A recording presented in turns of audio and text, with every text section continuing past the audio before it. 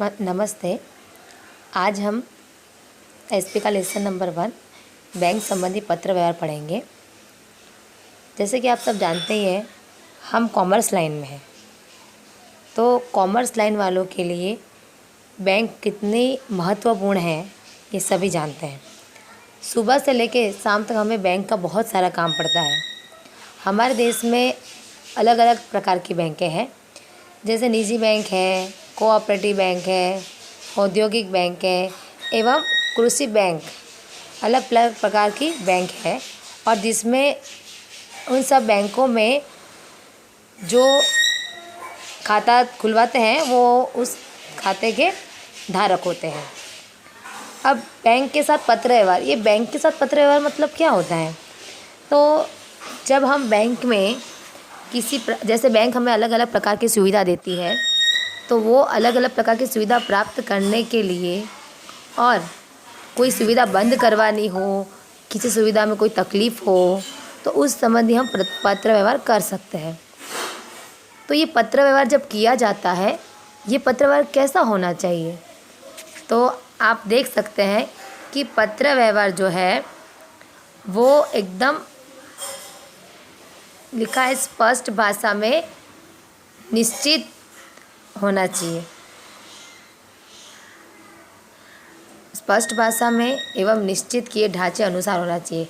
जैसे कि पहले बैंक का नाम लिखते हैं, उसके बाद हम किस संबंधी पत्र लिखना चाहते हैं वो लिखते हैं। इस तरह से व्यवस्थित पत्र व्यवहार लिखा जाता है। खास करके पत्र व्यवहार में दिनांक, अपना अकाउंट नंबर, क्या प्रॉब्लम है उस विषय में बताया जाता है। दिनांक लिखनी बहुत ही आवश्यक है और जो पत्र है वो एकदम शुद्धता एवं अच्छी हैंडराइटिंग में लिखा होना चाहिए। अब हम आगे पढ़ रहे हैं बैंक को लिखे जाने वाले प्रार्थना पत्र, मतलब कि रिक्वेस्ट, किस किस चीज़ की रिक्वेस्ट कर सकते हैं। तो हमें पहला है खाता खोलने संबंधी पत्र। किसी को नया खाता खोलना है तो उसके लिए अर्जी लिखनी पड़ती है। फिर चेक की राशि भुगतान को स्थगित करने के लिए, मान लो कि हमारे किसी इंसान को हमें पैसे, पहले हमने चेक लिख दिया, अब हमको वो चेक स्टॉप करना है तो कैसे करेंगे? तो उसके लिए हमें पत्र लिखना पड़ता है। फिर बैंक ओवरड्राफ्ट की सुविधा प्राप्त करने के लिए, बैंक ओवरड्राफ्ट क्या है ये सब आप लोग जानते ही हो। फिर डिबेट खाता खुलवाने संबंधी पत्र। ये डिबेट खाता क्या होता है? तो डिबेट खाता मतलब कि हम जो शेयर खरीदते हैं तो उस समय, पहले के समय में जो शेयर है वो हमारे हाथ में आते थे। अभी टेक्नोलॉजी परिवर्तन हो गया, तो अब डिबेट खाते में हमने जो शेयर खरीदे होते वो दिखते हैं। तो इस डिबेट खाते में हमारे जो शेयर है वो सेफ रहते हैं। फिर है ये शैक्षणिक लोन प्राप्त करने पत्र। मान लो किसी को आगे पढ़ना हो तो लोन चाहिए, तो हमें बैंक को उस संबंधी पत्र लिखना पड़ता है।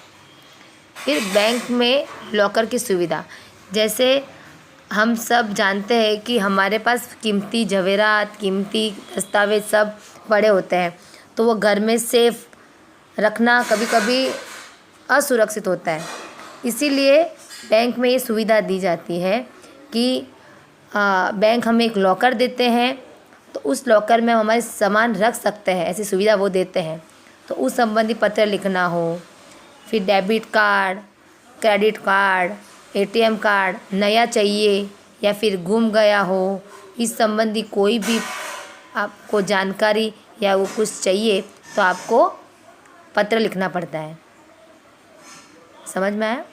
ओके। अब है बैंक को लिखे जाने वाले शिकायत पत्र, कि बैंक को कौन कौन सी शिकायत कर सकते हैं। तो इसमें पहला है बैंक द्वारा चेक को गलत रूप से अमान्य करने पर शिकायत दर्ज करवाने का पत्र। फिर सेकंड है बैंक स्टेटमेंट, मतलब पासबुक जो होती है में कोई भूल हो, मान लो आपने 10,000 जमा करवाए हो और बैंक ने जमा नहीं किए हो, उस पासबुक में एंट्री नहीं आ रही हो, तो आप उसके लिए शिकायत पत्र लिख सकते हो। फिर बैंक कर्मचारी द्वारा कोई दुर्व्यवहार, मान लो आप बैंक में गए और आपको रूडली आंसर देते हो, तो उस समय भी आप शिकायत पत्र लिख सकते हो। ठीक है। अब है ये वाला बैंक पत्र के उदाहरण के पत्र, मतलब पत्र कैसे कैसे लिखे जाते हैं। तो ये खाता खुलवाने संबंधी पत्र, देखो इसमें क्या लिखा है कि सामान्य रूप से बैंक में खाता खुलवाने हेतु पत्र लिखना ही नहीं होता, अपितु बैंक द्वारा निर्देश किए गए फॉर्म भरना पड़ता है। अर्थात जब आप अकाउंट खुलवाने जाते हो तो वहाँ पे आपको एक फॉर्म भरना पड़ता है। वो फॉर्म कैसा है अभी आपको दिखाती हूँ। ये ऐसा होता है। अब ये जो फॉर्म है इसमें आप देख सकते हो कि पहले दिया है ब्रांच, तो आप कौन सी, पहले तो आप ये डिसाइड करोगे कौन सी बैंक में आपको अकाउंट खुलवाना है। मान लो बीओबी है तो आप बीओबी वो कहाँ पे आई है, जैसे कि मेरा अकाउंट है बीओबी में, वो चोटा पुल के पास अंबाजी रोड पे आई है, एक एग्जाम्पल के तौर पे। तो मैं यहाँ पे लिखूँगी ब्रांच कौन सी है, अंबाजी रोड। उसके बाद ये जो डेट यहाँ पे दी हुई है, यहाँ पे डेट डाली जाती है। उसके बाद जो अकाउंट नंबर दिया हो अभी तक आपका है नहीं, वो आएगा तब की बात, तो उसको ब्लैंक रखना है। उसके बाद यहाँ पे आपका फुल नेम कैपिटल में, जैसे कि किसी का नाम है पायल जैन, ठीक है, तो आपको जैन JAIN पूरा कैपिटल में लिखना है, फिर पायल भी कैपिटल में लिखना है। उसके बाद है बर्थ डेट लिखनी है आपको। फिर पैन, जो आपको डॉक्यूमेंट जमा करवाने हैं, जो डॉक्यूमेंट, जैसे पैन कार्ड है तो यहाँ पैन कार्ड का नंबर लिखा होता है, और उस यहाँ पे कस्टमर का डिजिट जो दिया होता है वो।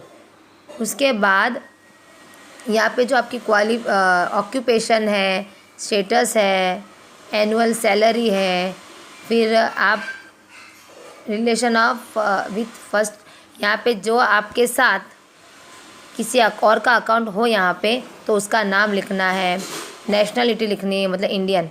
और ये जो व्यक्ति का नाम लिखा है वो आपके फादर है या आपके हस्बैंड है, वो लिखा जाता है। और उसके बाद ये पूरा फॉर्म भर देते हैं।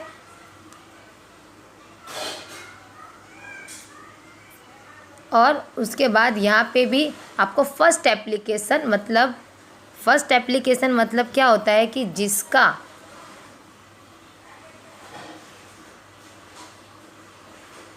आप अकाउंट खोल रहे हो, उस व्यक्ति का नाम यहाँ पे लिखा जाता है फर्स्ट में, यहाँ पे जिस व्यक्ति का आप खाता खुलवाने जा रहे हो उसका। उसके बाद यहाँ पे जो आप जिसको आपके अलावा किसी और को पैसे दे सकते हैं या किसी और का अकाउंट हो यहाँ पे, तो उसका नाम यहाँ लिखा जाता है। उसी तरह नीचे भी इसी तरह है, फर्स्ट एप्लीकेंट जिसका खाता खुलवा रहे हैं वो, और यहाँ पे सेकंड मतलब जो आपके जिसको पैसे देने चाहिए अथवा तो आपके अलावा वो पैसे भर सकते हैं, और या फिर किसी और का खाता यहाँ पे हो तो वो उसका नाम लिखवाते हैं।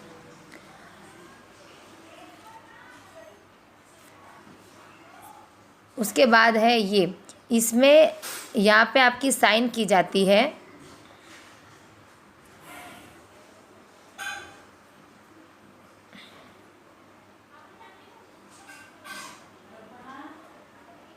यहाँ पे आपकी साइन की जाती है और यहाँ पे भी आपकी साइन की जाती है। इस तरह से पूरा फॉर्म फिल किया जाता है। तो इस फॉर्म को आपको देखना है। Okay, thank you.